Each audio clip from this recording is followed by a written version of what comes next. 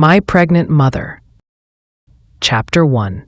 The news. It was a quiet morning in our small village. Birds chirped outside the window, and the sun rose slowly, lighting up the sky in shades of orange and pink. I, Rehan, was sitting on the floor in our small house, helping my younger sister Amina with her homework. Our mother, Zainab, was in the kitchen, cooking breakfast. She was always busy, always smiling. She worked so hard to take care of us after father died 2 years ago in a road accident. Life was not easy without him, but our mother never gave up. That morning, something was different. I noticed it in her eyes. She looked tired, more than usual. She didn't eat much during breakfast, and she held her stomach often. After we ate, she called me and Amina into the room. She sat us down and looked at us with love in her eyes. "I have something to tell you," she said softly. Amina looked worried. "Are you sick, Mama?" Mother smiled gently. "No, my dear, I'm not sick, but something special is happening." She paused. "I'm going to have a baby." I stared at her. "A baby? You mean you're pregnant?" She nodded. "Yes, Rehan." I didn't know what to say. Amina jumped up and clapped her hands. "Yay! I want a baby sister." Mother laughed, but I could tell she was also nervous. Her hands were shaking a little. "But Mama," I said slowly, "how will we manage? You already work so hard. We don't have much money." She nodded. "I know, I've thought about it every day. But sometimes, life gives us surprises, and we must welcome them with open arms." I didn't understand everything then, but I felt something heavy in my chest. I was just 13 years old. Suddenly, I felt older. Chapter 2. The worries begin. The days after Mother's announcement were a whirlwind of emotions. While Amina kept talking excitedly about the baby, I couldn't shake the worries that had taken root in my heart. I spent most of my days thinking about how we would manage. My mother worked as a seamstress, making clothes for the villagers, but it wasn't enough to cover all our needs.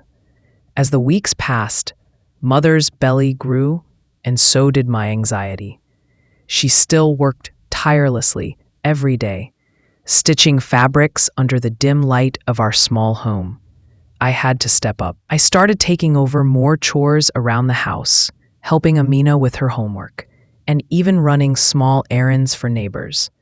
But it was never enough. One evening, I overheard a conversation between my mother and our neighbor, Aunt Miriam. They were sitting on the porch, and I tried to pretend I wasn't listening, but their words cut through the air. "Aunt Miriam, I'm scared," Mother said, her voice quivering. "I don't know how I'm going to feed the baby. How I'm going to manage with 2 children. Rehan is still so young. What if I can't do it?" Aunt Miriam's voice was comforting. "Zainab, you've always been strong. You've raised those children on your own since the accident. You'll find a way, just like you always do. But it's different now. I'm getting older, and I can feel my body changing. It's harder to work. The baby? It's going to be a lot of work, and I don't know if I'm ready for it." I felt a knot form in my stomach. I wanted to rush out and tell her everything would be fine. But the truth was, I wasn't sure myself. That night, I couldn't sleep. I lay in bed, listening to the sounds of the house creaking in the silence. I thought about what Aunt Miriam had said. Would we really be able to handle everything? Would I be able to support my mother? The weight of it all felt so heavy. Chapter 3. Unexpected Help. The next morning, something changed. As Mother struggled to prepare breakfast, she seemed slower than usual. Her face was pale, and she held her stomach more frequently. "Are you okay, Mama?" I asked, my voice filled with concern. She smiled weakly but didn't respond. I decided to help out more that day. I cooked, cleaned, and took care of Amina. But deep down, I knew something wasn't right. Mother's condition seemed to worsen with each passing day. Her hands shook when she sewed, and she spent more time resting than working. After a week of this, I finally confronted her. "Mama, I think we need help. You're not okay. Please, let me ask Aunt Miriam if she can help. Mother hesitated for a moment. I don't want to bother anyone, Rehan. You're not bothering anyone, Mama. We need help. We can't do this on our own. Finally, she nodded, and I rushed to Aunt Miriam's house. When I explained the situation, Aunt Miriam didn't hesitate. She came over to our house the very next day, bringing with her a basket of food and a kind heart. You should have asked for help sooner, Zainab, she said, her voice warm. We're neighbors. We're family. Don't ever hesitate. The next few days were easier. Aunt Mariam helped with the sewing and cooking. She even helped take care of Amina while I took care of the house. For the first time in weeks, I saw my mother smile again. It wasn't a perfect solution, but it felt like a weight had been lifted. Chapter 4. The baby is coming. As the months passed, my mother's pregnancy became more visible, and so did my concerns. I had grown used to the idea of a baby in the house, but I still couldn't see how it would all come together. Then, one evening, things took a turn. Mother started feeling sharp pains in her stomach.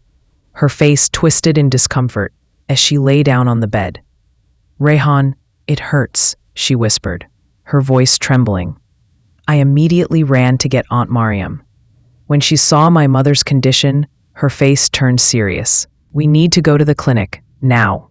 A small clinic in our village was run by a kind nurse, but it was basic and often overcrowded. Aunt Mariam and I helped Mother into the car, and we drove to the clinic as quickly as we could. Inside, the nurse checked Mother's condition. It's time, she said. The baby is coming. I was stunned. I hadn't expected it to happen so soon. It felt like everything was happening so quickly. I held my mother's hand as the nurse led her into the delivery room. Aunt Mariam stayed with me, trying to comfort me, but I was too anxious to sit still. The hours felt like days.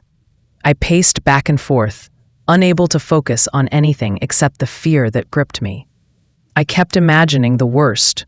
What if something went wrong? What if we lost her too? Finally, the door to the delivery room opened, and the nurse came out, holding a small bundle in her arms. It's a boy, she said, smiling. My heart swelled with relief and joy. I rushed inside, my eyes immediately landing on my mother, who was lying on the bed, exhausted but smiling. In her arms, there was a tiny baby boy. His little fingers curled around hers, and he looked up at me with his big, curious eyes. He's beautiful, I whispered. Mother smiled. His name is Amir, our little Amir. I couldn't help but cry. All the fears, all the doubts, melted away in that moment. My mother was okay, and so was the baby. Chapter 5. A new member in the family. Bringing baby Amir home was both exciting and scary. Everything had changed. The house now had the soft sound of a baby's breathing, and sometimes loud crying in the middle of the night. Mother needed more rest, and I tried my best to take care of Amir when she was too tired. Amina was happy to be a big sister. She helped by bringing diapers or singing lullabies in her sweet little voice. Even though she was only 8, she acted like she was already a mother. I, on the other hand, became busier than ever. I woke up early, made breakfast, got Amina ready for school, and then came home to help Mother. I learned how to hold Amir, how to burp him, how to calm him when he cried. It wasn't easy. Sometimes I would sit in the corner of the room, tired and confused, asking myself, why is this happening to us? But then I'd look at Amir's face, small and innocent, and I'd feel something warm in my heart. He didn't ask to come into the world. He was just a baby, and he needed us. One evening, as I fed Amir a bottle of warm milk, Mother looked at me and said, "You've become more than a son, Rehan. You're becoming a man." I didn't know what to say, but her words stayed with me. They made me feel proud and sad at the same time. I missed my old life, playing cricket with friends, running through the fields after school, but I also knew I had a job to do now. I had a family to protect. Chapter 6: Struggles and Strength. As weeks turned into months, money became a bigger problem. With Mother unable to sew as much, our small savings began to run out. Aunt Miriam helped when she could, bringing food and small gifts, but I knew we couldn't depend on her forever. I began asking around the village if anyone needed help. One kind farmer offered to let me work on his field after school, pulling weeds and helping harvest vegetables. It didn't pay much, but it helped. Every evening, I came home tired and covered in dirt, but I didn't complain. I saw the relief in Mother's eyes when I handed her the little money I earned. "You don't have to do this," she would say softly. "Yes, I do," I'd reply. "We're in this together." There were nights when Amir would cry for hours, and Mother would try to soothe him even when she could barely keep her eyes open. One night, I saw her standing by the window, looking out into the darkness with tears in her eyes. "Mama," I said, stepping closer. She turned to me and wiped her face quickly. "It's nothing." I shook my head. "It's okay. You can cry." She hugged me tightly. "I'm just tired, Rehan. So tired. I want to be strong for you and your siblings, but sometimes I wonder how long I can keep going." I hugged her back. "You don't have to do it all alone. I'm here. Amina is here. We'll help you." That night, I realized something important. Strength doesn't mean never crying. It means carrying on even when you're scared, even when you're tired. My mother was the strongest person I knew. Chapter 7: School and Sacrifice. With everything happening at home, I started missing school more often.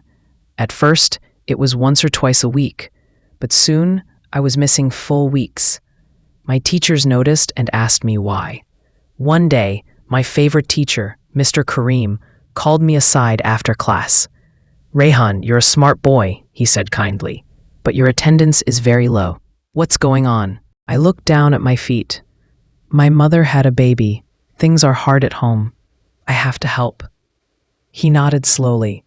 "I understand. But your education is important too.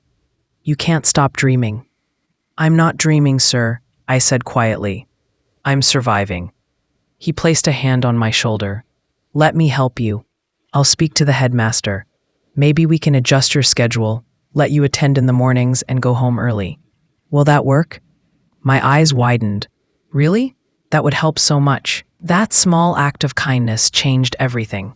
I started going to school again, learning during the day and working in the fields in the afternoon. It was hard, but it was better than giving up completely. I began to believe that maybe we could still have a future, one where I became something more than just a helper at home. Maybe I could study, work hard, and become someone who could truly take care of my family. Chapter 8: The Unexpected Visitor. One quiet afternoon, while Mother was putting Amir to sleep, there was a knock at the door. I opened it and was surprised to see a man I didn't recognize, tall, thin, wearing a faded kurta and a tired expression. He looked at me with cautious eyes. "Is your mother home?" he asked. "Who are you?" I asked, standing protectively in front of the doorway. "My name is Tariq," he said. I knew your father." Mother came to the door then, her face turning pale when she saw him. She held Amir tighter in her arms. "Tariq," she said slowly, "why are you here?" "I heard what happened," he said softly. "About Rashid's accident, about the baby. I came to help." Mother stared at him. "Why now? It's been 2 years. I was out of the country. I only returned a few weeks ago. I was close to your husband. He was like a brother to me. I could feel tension in the air." Amina stood silently behind me, her eyes wide with curiosity. Mother stepped aside. "Come in." They sat at the table, talking in low voices while I made tea. I heard bits and pieces of their conversation. Tariq worked in the city and had just returned to the village. When he learned of our struggles, he wanted to help. "I don't want your money," Mother said firmly. "I understand," he replied, "but maybe I can help in other ways.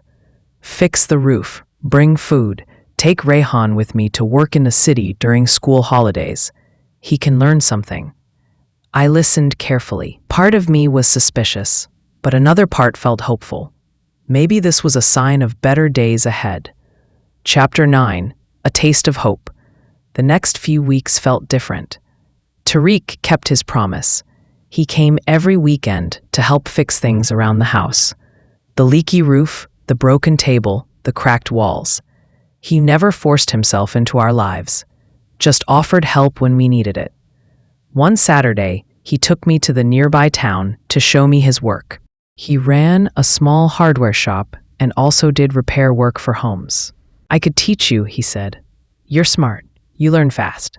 During school holidays, you can earn and still study." I nodded, interested. For the first time, I could see a path forward, something more than just field work or sewing. Maybe I could actually build a future. Back home, Mother seemed lighter. Her smile returned, and she even started sewing again, slowly. Amir was growing fast, laughing and rolling over. Amina loved to play with him. And the sound of their giggles filled the house. One evening, we all sat down together for dinner. It was simple food, lentils and rice, but we were together. We were safe. And for the first time in many months, I felt peace. That night, as I lay in bed, I looked out the window at the stars and whispered, "Thank you, God. Thank you for helping us." Chapter 10. A Mother's Wisdom.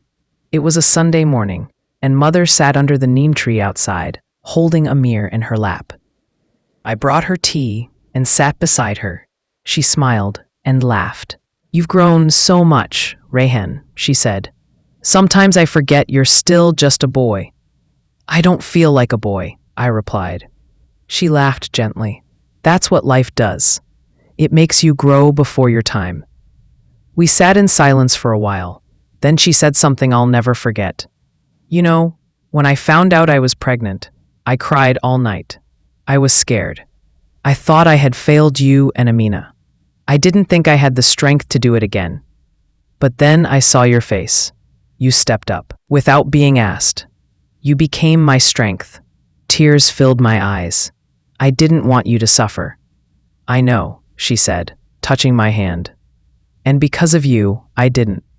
You gave me hope. You helped me believe we could make it." I looked at Amir, asleep in her arms. "He's lucky to have you." "No," she said, smiling. "We're lucky to have each other." That night, I wrote something in my notebook, something I plan to remember forever. Family isn't just about blood. It's about standing together when the world falls apart. It's about being strong when strength seems impossible. It's about love. Chapter 11. Dreams and Sacrifices. Months passed and life slowly began to feel normal again, our new normal. Amir was now crawling around the house, grabbing at anything he could reach. Amina loved helping take care of him, and I began to look forward to my weekends with Tariq at the hardware shop. I learned to fix pipes, paint walls, and mix cement. I found that I liked working with my hands. It gave me a sense of control, of building something solid. Mother's health was still fragile, but with each week, she grew stronger. She began sewing clothes again, starting with small jobs and slowly taking on more as her energy returned. One evening, I found her sitting at the table with a notepad, scribbling numbers. "What are you doing, Mama?" She looked up and smiled. "I'm making a plan. I want to open a small tailoring shop at the front of the house. Just one table and a sign. People in the village trust my work, and I think I can earn more this way." I was surprised. "That's a big step." "I've lived in fear for too long, Rihan," she said, "but not anymore." I was proud of her. That night, I told her my own dream. I want to study hard and become an engineer. I want to build things that last. I want to give Amina and Amir the life we didn't have. Mother took my hand and smiled through tears. "You will, inshallah, you will." But I also knew achieving that dream would mean sacrifice. I'd have to study hard, keep working, and say no to many things other boys my age enjoyed. Still, it felt worth it. Chapter 12. A Storm and a Light. Just as life seemed to settle, a storm hit our village, both in the sky and in our lives. A terrible monsoon swept through, damaging homes, uprooting trees, and flooding the fields. Our house survived, but the tailoring shop Mother had just set up was washed away in the heavy rain. Her sewing machine, her materials, all gone. I found her sitting in the corner, holding a mirror, her eyes empty. "It's all gone," she whispered. I sat beside her, soaked to the bone, and held her close. "We'll rebuild it, together." Tarek came that evening with tools and supplies. "We'll fix the shop," he said. "I'll help." The whole village came together in those days. People brought food, helped with repairs, and supported one another. It reminded me that even when the world feels cruel, people can be kind. 3 weeks later, the shop reopened. This time, we painted it blue and white. Mother placed her new sewing machine near the front and hung a simple sign, "Zainab's Tailoring." Business returned, slowly but surely, and so did hope. Chapter 13. A Promise for the Future. 1 year later, Amir turned 1. We held a small celebration in our courtyard. It wasn't fancy, just some sweets, tea, and laughter. But it meant everything. Tariq brought a toy truck for Amir and books for Amina. He'd become part of our family, never trying to replace our father, but standing beside us with quiet strength. As the sun set, I sat with Mother and watched Amir take his first wobbly steps. "Look at him," she whispered, eyes shining. "He's walking." "So are we," I said. "Step by step." She looked at me. "You're not a boy anymore, Rayhan. You're a man." I smiled. "Not yet, but I'll get there." The next morning, I woke up early, dressed in my uniform, and slung my school bag over my shoulder. I looked at the photo of Father on the wall and whispered, "I'll make you proud." I stepped out into the world, the path still hard but filled with purpose. Because I knew now that no matter how dark life becomes, as long as there is love, family, and faith, we can survive anything. And that was the story of my pregnant mother, of how she brought not just a baby into the world, but strength, courage, and new beginnings.